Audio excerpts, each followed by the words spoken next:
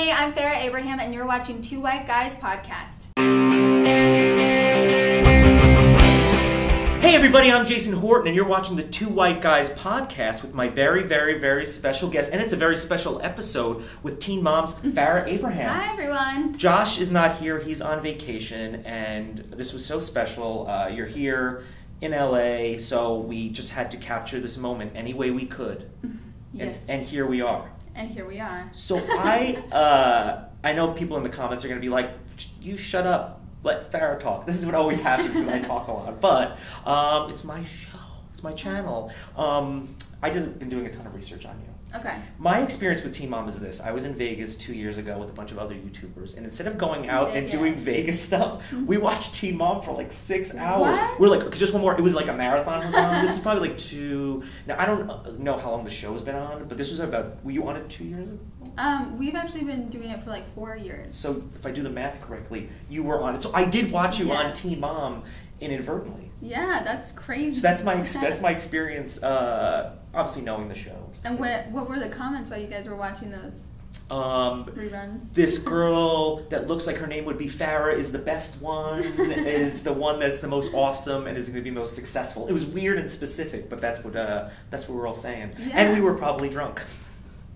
Cheers. Yeah, right? That's what you do in Vegas. Yeah. So you don't live out here in LA and Hollywood. I don't. I live in the Midwest. Back in Nebraska. Yeah.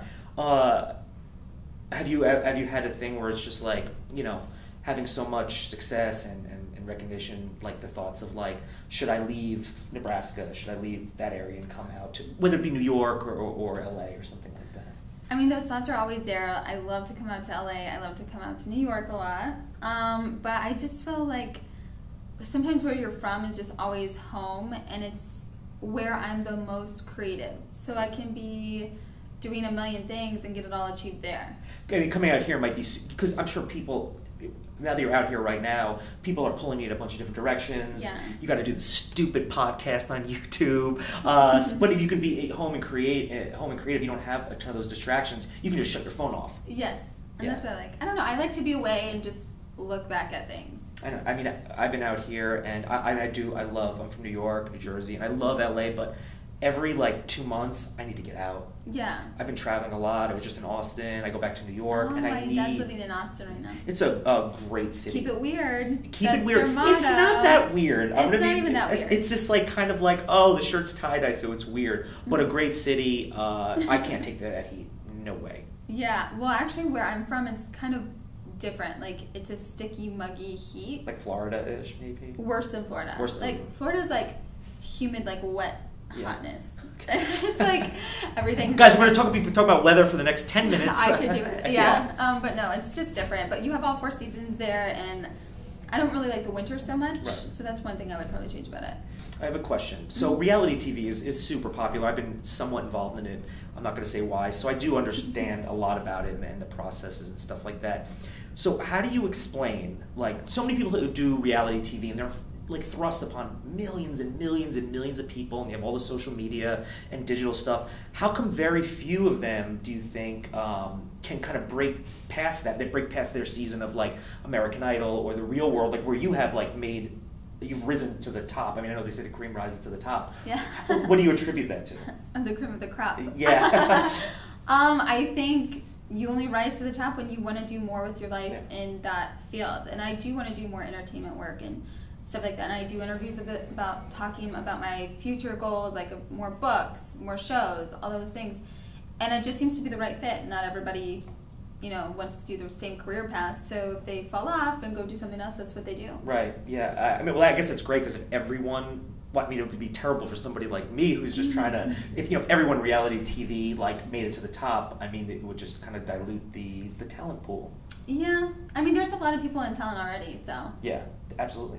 What was it? So you wrote, you went ahead and wrote a book. Yes. That we could. My teenage dream ended with Sophia and I, and it's actually like a real book. And it's it's a real. It's a real it's a real story, book. Yeah. And it just goes behind the scenes more than what the show does. So, and it even talks about me filming and how people reacted, and it's more like about the emotion and what's going on in your head going through like teen pregnancy, I lost somebody, right. grieving, depression, all those not so happy things. Yeah. So, I mean, it was New York's Best Time seller. Yeah, and I've heard of New York. I've heard of New York. Yeah. Yeah, and I heard of the New York Times, so Yeah, being a New York bestseller is a Times. good thing. Well, I mean, it's great that you kind of take, like, you take your persona and you don't use it just for, like, taking and taking and taking. You like to, you give it back, give back. No, and that's, a lot of, I think that might attribute to being successful, because if you just forever taking, I mean, eventually people are going to be like, there's no balance. To me, I feel like I barely take anything. Like, in all my new upcoming projects, like, if I'm in it, it's giving something educational, or it's giving back in some social effort. Otherwise I don't feel a need to create. If I would have said, when did you start with, like, when did you first, like, start with Team Mom, whether it's signing the million papers they probably make you sign, and disclosures and whatever it was, think about back then. Okay. And if somebody told you, oh, in like 4 or 5 years you're gonna have a New York Times bestseller, what would you have said? Well, that's what I laugh about, because it's so ironic. I was the person who never read. I hated reading, writing. I would misspell words on purpose, and I'm sure my Twitter people are like, yeah, you misspell stuff all the time. Yeah, you Twitter people. But no, I was like, it's crazy I wrote a book, and I'm so young, and it did so well. I laugh about it. I've done a lot. I've written some films, stuff like that, and I've always, like, I'm envious in a good way, like that you have your name on a book. Like, it's super inspirational, because I feel like it's one of those things where, like, even I, like, you know, being creative and stuff like that, think like, oh, it's not for me to write a book, it's for somebody else to write a book. But now I encourage, like, now that I've talked to teens and they're like, wow, I read your book and da-da-da, and if they want to write a book, I'm like, everybody should at least write one book in their lifetime. I feel like even if it doesn't do well and nobody hears about it, whatever, write a book. I think you get so much out of it. Like, writing my book, like, traveling all over and still, like, writing something and making sure something is complete, it's kind of like I don't know, it gives you like a feeling of like you know what you want to do with your life. Is it like a little bit, kind of, you learn a little bit about yourself along the way? Like, yes, you learn so much about yourself, and I think that's what lots of us need, to know who we are. God, that's so great. God. Well, you guys can quote that. Now, I heard this is somebody, I don't know if somebody told me this, and I don't even know if it's true. I didn't bother to look it up. Do you have your own, like, spaghetti sauce? I do. Okay. It's not a spaghetti sauce. Okay. Correction, it is an all-purpose sauce. Sauce, okay. And it is Mom and Me. And it's because of the generations of women in my family, passed down from Sicily. It's like an original recipe, and everybody loves it. We like sold out of our first batch, so it's like crazy. It's in Hy-Vee stores, distributed in the Midwest, and you can buy it on my website too. Well, I wish I had the sauce now, because I can't put this on spaghetti. I can't put this on spaghetti. Put the sauce on the book and eat it. Hey, I've been that hungry. So. You're getting, or you're already in this wonderful, the world we're in right this very second, the people that watch us in the world of YouTube. Yeah. Not so, you know, because YouTube is a community. It's like a living, breathing thing. It's not just a place to like watch cat videos, but it is. I do sometimes. Do you have any plans, or is there anything you can talk about involving your YouTube, or is it just something you're looking to like really? Well, yeah, I'm trying to be more involved with YouTube, because lots of my fans are like, I want to see like hair tutorials, or like whatever. You want to know whatever we're up to and doing, like behind the scenes, next shows, stuff like that. So I'm going to develop my channel, but I just basically take a lot of my fan mail and make it a video and answer their questions. So PA Farrah Abraham, that's the channel. Yeah, so it's youtube.com/ PA Farrah Abraham, personal assistant Farrah Abraham. Ah. I'm your personal assistant. That is so. God, I need one of those. Well, I have Tyler back there, but he's tweeting away. Speaking of Twitter and answering some Twitter questions, you want to answer a couple of Twitter questions? Of course. Now, the interesting thing about these Twitter questions is they're exclusively from my sister Jen, who who you spoke to, and honestly, like that is like I've never asked somebody to do that, and it was, if you would have said no, I would have been totally cool. I understand. Just being professional, but it was so cool, and you talked to her, and you weren't just like, oh, hey, what's going on? Yeah. No, like I love to interact with her. Yeah. I take phone calls all the time. If somebody's like, oh my God, let me call my daughter, she wants to talk to you, I do it. I mean, why not? I'm an everyday person. Yeah. So I would have said no. I would have said $5. No, I'm kidding. $5. I'll talk to anybody. Well, we'll start with this first one. Actually, you know, the funny thing is, Dial a Star, I don't know if anybody's heard of it, but you get on there and you can call like celebrities or reality stars or sports players or whoever. I'm on it. people call me. Well, I'm a nobody, so I'm not on it. But give me time. Call. Give me, yeah. You can. Well, here's the thing: is like I'll always be there, just waiting for that call. I'll be like, please, please, please, please, please, please, please, please, please. The first question is from my sister, Jennifer Horton Tuthill. Any advice to young moms trying to balance school and motherhood, or anything you have going on? The easiest thing I could say is organize and delegate. Nice. So you organize, and then you can give other people some work to do. So you I can love get your that. stuff done. I love that. That's what I do with Tyler. Anything I don't want to do, he's just he's got nothing to do except wait to make. I'm kidding. He's got plenty to do. I'm just I don't know. I'm just taking him under my wing, but I don't have a wing, so I'm just waiting for him to become popular, and then he could take care of me. Second question. It's from my sister, Jennifer Horton Tuthill. Huh. Hey Farrah, this is more personal. She asked, what do you have coming up we can look forward to, like anything on the horizon? You talked about Fashion Week in New York. Yes, I'm going to Fashion Week in New York, but Fashion Weeks are Fashion Weeks, they come, they go. Oh God, right guys, Fashion Weeks, they just come and then they go, it's just like, we know that. But like, a project that I'm excited for is my first restaurant, FNS, so Farrah and Sophia. So it's going to be awesome, Asian and Italian fusion cuisine. Where is that located? I'm starting my first one in Nebraska, then one, of course, in LA, New York, and Chicago, like the major cities. Can I get a discount? Yeah, you can get a free one. I can get a free one. Yeah. I also tip 6%. Oh, 6%. MTV, has a lot of reality shows, and it's really known for that. And it seems like Teen Mom is kind of on the top of, like, it's probably the most popular show they've had. What do you attribute that to? I think it's because lots of young teens and others are going through a hard time and they relate to our show, and that's why it's been like a historical, like, what's the word? Why can't I think of the word? It's a landmark? Is it a landmark? When you go like this, it's not a place. It's a place in time, right, when after like 60 years we decreased teen pregnancies, and it made history. So I think it's an astounding. It's great. No. Astounding achievement. It's astounding and it's astounding. Astounding. Farrah's tired. Yeah, no, that's okay. And I'm a mom. Yeah, I can't be. Yeah, exactly. And she looks great. What's your excuse, internet? No, you all look great too. I don't have an excuse. I just look terrible. Is this, do you think, is something that they would like show in schools and stuff like that? Of course. Actually, lots of teachers tell me like they show it to their students and whatnot. And I think it brings up the topic of sex and contraception and all those things that if you don't know about, you could be in a bad situation because of. So yeah. Well, no, I think that's great because some reality TV, which is also fun, it's just about like how people living together, or it's like we party and then we get into fights and there's really no lesson to be learned. We have sex with people and don't care. Like I don't like watching those shows. Yeah. Hence Jersey Shore. Okay. Well, that wasn't a hint. You just said exactly what it was.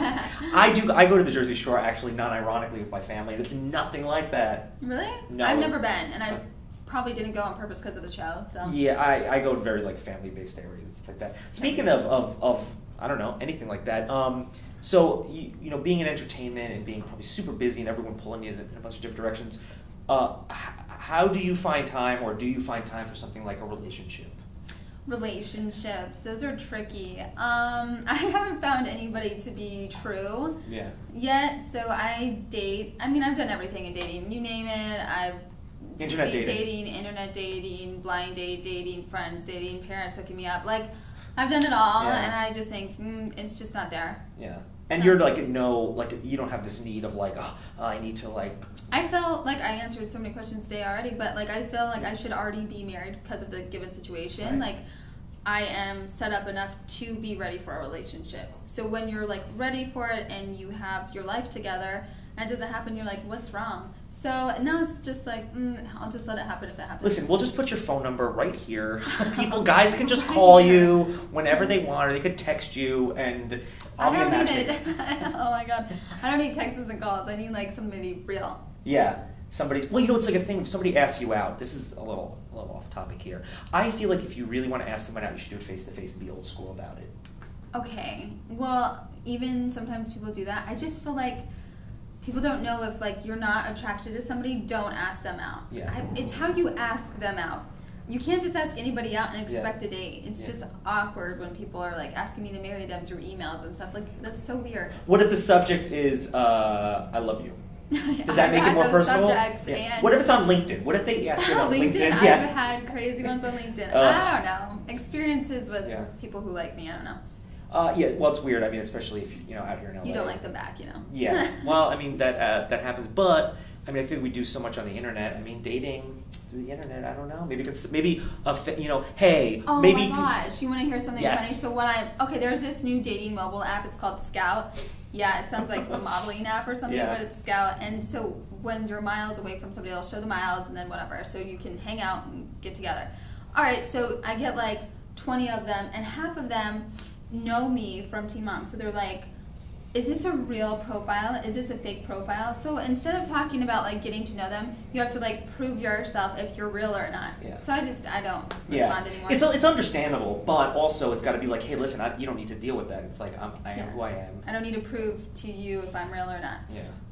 Are you who you are? Am I who I am? You know, honestly, you could have come in, I mean, you do look like you. I mean, obviously, which is great. Which is on a date, especially on an internet date. It's like, oh, you look like your picture. So far, so good. But you do look like the picture Have I you see. done blind dating and stuff where it's like internet stuff and then you meet them and they look completely different? Absolutely. I've done so much of that, and it's like, I thought guys were supposed to be taller, then they were shorter, and... Yeah, no, I mean, one girl said she was a 10 and she was only a 9.5. So I told her to hit the bricks. Downgrade. Yeah, no, absolutely. We'll do that. If you could, I'm gonna go right to another question. If you could go back, let's go back 5 years before Teen Mom. What would you tell yourself then before you started that show and went down that road? Like if you knew what you knew now, like what would you have done different or something like that? I mean, the only way of me not going down the road I did, which was getting pregnant, would be to avoid having sex. So I would not have... Let's go after that. Let's go after... so it's okay I have sex? No, it's totally okay. You can do whatever you want. It's just like, do whatever you're about to start you're about to start the show Teen Mom. Because I'm sure it was probably like, Well, first it was 16 and pregnant. Yes, 16 and pregnant. Yeah. Yes, it went into that. Okay. What would you have told yourself? Like if you would have been like, hey, especially dealing with like Hollywood and being on reality TV and stuff like that, would you have done anything differently? No, I'm happy when I yelled at my mom when I had fights and every other thing. I heard you talking to your mom. Yeah, but you were, yeah, but I mean, you were not yelling at her. It was really nice. Very strict. Yeah. You gotta train them. What? Well, mothers. That's what mothers are for. Mm-hmm. To beat up in love. Yeah. Do people say do people like, oh, you're like your brother? I don't know. People say that? I mean, I'm guessing they probably say that. I don't know. Yeah. Am I asking the hard-hitting questions? No. Am I like, I don't want to be like my mom, so. Yeah. No, I don't want to be like my dad. He's like a model. Yeah. And he's only 23, so it's really weird how that works out. You don't want to be like him. So, Farrah Abraham from Teen Mom, author, restaurant owner, more than spaghetti sauce. Which now I wish you would have brought that because I don't want to. I would, but we're sold out right now. We're ordering the other shipments, so. We're sold out. We're causing the buzz right here. Mass manufacturing. You can find. We're gonna put all those links in the description bar below. All of those links. Click away, and make sure to hit the like button on this video and favorite it and share it. Subscribe. Do whatever you want. Spread it around. Yeah. Share love. Subscribe. We'll check out your channel, right? And it was been such a pleasure having you on, Farrah Abraham. Thank you for having me. Bye, guys. Bye.